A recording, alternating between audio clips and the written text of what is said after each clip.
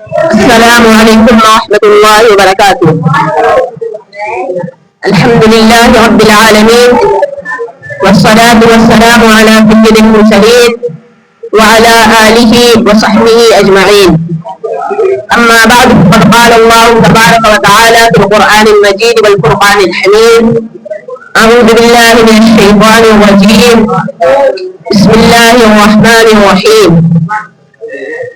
ما كان محمد أبا أحد من رجالكم ولكن رسول الله وخاتم النبيين وكان الله بكل شيء عليما. عن أبي هريرة رضي الله تعالى عنه قال: قال النبي صلى الله عليه وسلم: فضلت على الأنبياء بست: أعطيت جوامع الكلم، ونصرت بالرعب، وأحلت لي الغنائم، وجعلت لنا الأرض مسجدا وطهورا، وأرسلت إلى الخلق كافة، وخدم بي النبيون. صدق اللہ العظیم.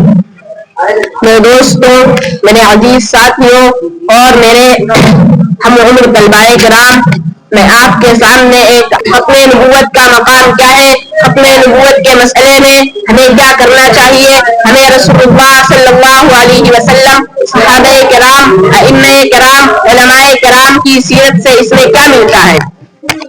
سب سے پہلے تو ہمیں ختم نبوت کیا چیز ہے اس کو جاننا چاہیے.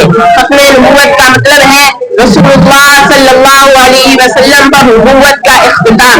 رسول اللہ صلی اللہ علیہ وسلم گویا کہ تمام انبیاء پر مہر لگانے والے تھے. رسول اللہ صلی اللہ علیہ وسلم نے ارشاد فرمایا: انا آخر الانبیاء وانتم آخر الامم. جب یہ آیت کریمہ نازل ہوئی، ما كان محمد ابا احد من رجالکم، اس آیت کریمہ کی مفسرین نے بہت سی تفسیر کی ہے. میں آپ حضرات کے سامنے اس میں سے ایک تفسیر پیش کرنے لگا ہوں.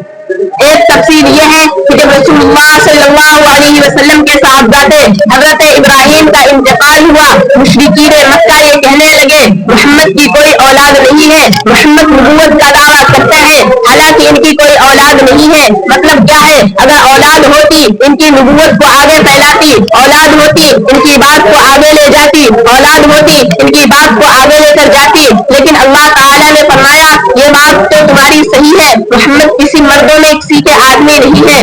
مردوں میں کسی کے آدمی نہ ہونے کا مطلب یہ ہے کہ محمد رسول اللہ صلی اللہ علیہ وسلم کی کوئی مذکر اولاد حد بلوغ کو نہیں پہنچی تھی. لیکن اللہ تعالیٰ نے ان کا رد کرتے ہوئے فرمایا ولیکن رسول اللہ، اور لیکن محمد اللہ کے رسول ہیں. محمد کسی کے آدمی نہیں ہے لیکن اللہ کے رسول ہیں. ان دونوں میں بہت بڑی ایک مطابقت ہے. لیکن مطابقت کو سمجھیے، ان کا یہ دعویٰ تھا انسان کی اولاد ہوتی ہے، اولاد کے ذریعے سے وہ بڑھتا ہے، پھولتا ہے. لیکن اللہ نے فرمایا ان کی کوئی اولاد نہیں ہے. اگر ایک اولاد ہوتی، 2 3 4 ہوتی، ان کے دین کو لے کر آگے چلتی. رسول کون ہوتا ہے؟ آئیے میں آپ کے سامنے رسول کی تعریف پیش کرتا ہوں. رسول وہ ہوتا ہے جس کے ماننے والے ایک آدمی نہیں، جس کے ماننے والے پوری قوم ہوتی ہے.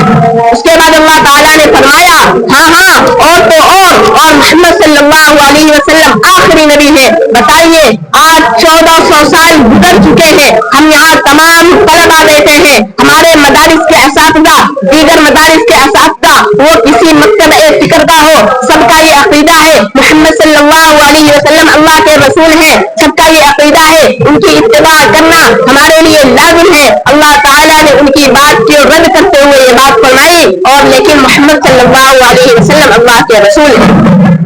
ایک اور بات فرمائی وہ آخری رسول ہے، یعنی آخری نبی وہ ہوتا ہے قیامت تک کوئی نبی نہیں آئیں گے، قیامت تک کوئی رسول نہیں آئیں گے، قیامت تک کوئی کتاب نہیں آئے گی، قیامت تک انہی کی بات مانی جائے گی، قیامت تک انہی کی اتباع کی جائے گی، قیامت تک انہی کے بتائے ہوئے راستوں پر تمام امت محمدیہ کو چلنا ہے.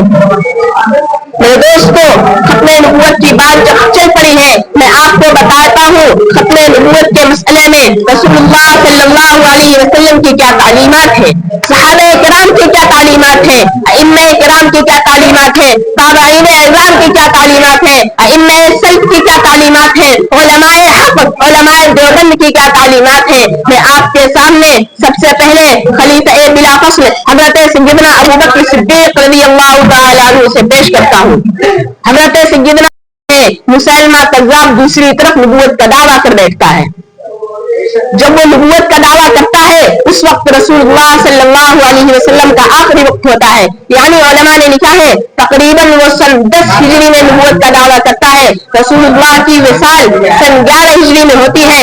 حضرت ابوبکر رضی اللہ تعالیٰ عنہ جب خلافت کو سنبھالتے ہیں ان کے سامنے دو بہت بڑے مشکل سامان آتے ہیں۔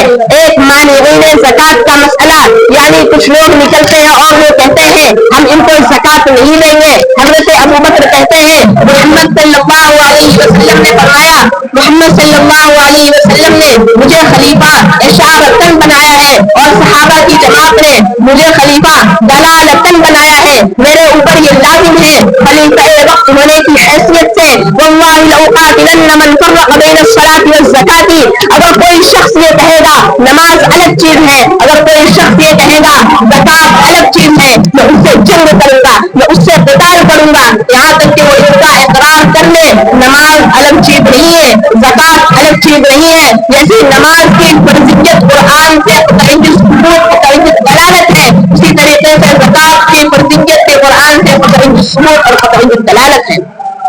مسلمہ کذاب جب دعویٰ کرتا ہے، میں آپ کے سامنے بہت بڑی تاریخ سے حوالہ پیش کرنے لگا ہوں۔ تاریخ قبری میں امام قبری نے اس کو جگہ دی ہے، ان کا انداز دیکھیے، میں وہی انداز پیش کرتا ہوں۔ امام قبری رحمۃ اللہ علیہ فرماتے ہیں رسول اللہ صلی اللہ علیہ وسلم کے زندگی کے غزوے اور سرایات اٹھائیے، کل 27 بنتے ہیں۔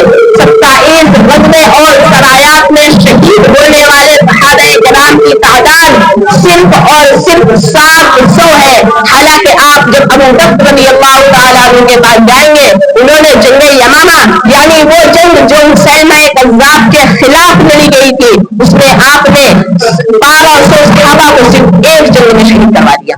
بتائیے ختم نبوت کی اہمیت ہے یا نہیں؟ ختم نبوت کا مقام ہے یا نہیں؟ ختم نبوت کی افضلیت ہے یا نہیں؟ اگر یہ نہیں ہوتی وہ ابوبکر اس کے بارے میں رسول اللہ صلی اللہ علیہ وسلم نے فرمایا ابوبکر سے تو چیٹیاں دی، ابوبکر سے تو چیٹیوں کو بھی تکلیف نہیں ہوتا ہے۔ جب رسول اللہ صلی اللہ علیہ وسلم نے حضرت عائشہ سے فرمایا ابوبکر کو خودوں کی وہ نماز پڑھائے، حضرت عائشہ فرماتی ہے میرا باپ کا دل بہت کمزور ہے، میں عمر کو کہہ دیتی ہوں، رسول اللہ فرماتے ہیں نہیں، مر ابا بکر فلیصلی بالناس، ابوبکر کو حکم دو کہ وہ لوگوں کو نماز پڑھائے۔ تو دوستوں میں اپنے دو اکابر کی بات رکھ کر اپنی بات کو ختم کرتا ہوں۔ ان میں سے ایک ہمارے اکابر دیوبند میں سے ہیں، دوسرے ہمارے اکابر بھی اکابر دیوبند میں سے ہیں، لیکن وہ پاکستان چلے گئے تھے۔ حضرت مولانا غلام غوث ہزاروی رحمۃ اللہ علیہ بہت بڑے عالم دین ہیں، میں ان کا واقعہ پیش کرنے لگا ہوں۔ یہ مستقل یعنی ان کا واقعہ ایک دم عینی ہے، ان کا واقعہ بالکل ثابت ہے، اس میں کوئی اختلاف ہے اور ان کو گزرے ہوئے بہت زمانہ نہیں ہوا۔ جب وہ حکم نبوت کے خلاف کام کرتے ہیں، بیوی کہتی ہے ان کا ایک بیٹا ہوتا ہے بیمار پڑ جاتا ہے، بیوی کہتی ہے کہ آپ کا بیٹا بیمار پڑ گیا ہے، وہ کہتے ہیں اس کی دوا اور علاج کا دوا اور علاج کر دو۔ جب وہ گاڑی پر بیٹھتے ہیں گھر سے روانہ ہونے کے لیے، کتابوں میں لکھا ہوا ہے خادم آ کر کہتا ہے حضرت آپ کے بیٹے زین العابدین کا انتقال ہو گیا ہے، ان کا جملہ سننا۔ وہ کہتے ہیں بیٹے کی نماز جنازہ پڑھانا فرض کفایہ ہے اور رسول اللہ صلی اللہ علیہ وسلم کی ناموس کی حفاظت کرنا، رسول اللہ صلی اللہ علیہ وسلم کے ختم نبوت کی حفاظت کرنا فرض عین ہے۔ وہ گھر نہیں جاتے ہیں۔ دوسرے اکابر کی بات سنیے، علامہ انور شاہ کشمیری کے نام سے تمام طلبا واقف ہوئے۔ اللہ جتنا مناظر یہ قادیانیوں کا بہت بڑا مناظر تھا، اس کے خلاف اس کے مقابل میں کوئی عالم یہ حکم نہیں کرتا تھا کہ ان سے مناظرہ کرے۔ علامہ انور شاہ کے پاس جب یہ خبر پہنچتی ہے، حضرت فرماتے ہیں میں اس سے مناظرہ کروں گا۔ ان دونوں کی بات کورٹ میں پہنچ جاتی ہے۔ کورٹ کا جو حاکم ہوتا ہے، جو جج ہوتا ہے، وہ یہ کہتا ہے کہ آپ کیسے کہہ سکتے ہیں کہ فلاں کتاب میں فلاں لکھا ہے۔ وہ جو اللہ جتنا مناظر ہوتا ہے وہ اپنی کتاب سے غلط عبارات پڑھتا ہے۔ علامہ انور شاہ کشمیری کہتے ہیں وہ غلط عبارات پڑھ رہا ہے، کتاب بھی اسی کے ہاتھ میں، یہ صرف اور صرف کہتے ہیں وہ غلط عبارات پڑھ رہا ہے۔ حاکم کہتا ہے آپ الزام لگا رہے ہیں کتاب بھی آپ کے پاس نہیں ہے اور وہ شخص بھی آپ سے بہت دور ہے اور کوئی دوسری کتاب بھی نہیں ہے جس سے آپ کہہ سکتے ہو کہ یہ غلط پڑھ رہا ہے. اگر وہ صحیح پڑھ رہا ہو اور آپ غلط پڑھ رہے ہوں گے تو کیا کرنا ہے؟ سنو، جج کہتا ہے، علامہ انور شاہ کشمیری کہتے ہیں اگر میں غلط پڑھ رہا ہوں گا میں اپنی پھانسی لکھ دیتا ہوں. اس کے بعد سنیے، جج حیرانگی سے پوچھا حضرت آپ نے یہ کتاب کب پڑھی تھی؟ علامہ انور شاہ کشمیری رحمۃ اللہ علیہ فرماتے ہیں میں نے اس کتاب کو 40 سال پہلے مطالعہ کیا. میں انہیں چند باتوں پر اپنے تقریر کو ختم کرتا ہوں اور میں طلبا کو یہ توجہ دلانے کی کوشش کروں گا کہ آپ حضرات طالب علم ہیں، آپ اس امت کا سرمایہ ہے، آپ آگے بڑھیے اور ختم نبوت کے مسئلے پر کم سے کم ایک کتاب مطالعہ کیجیے.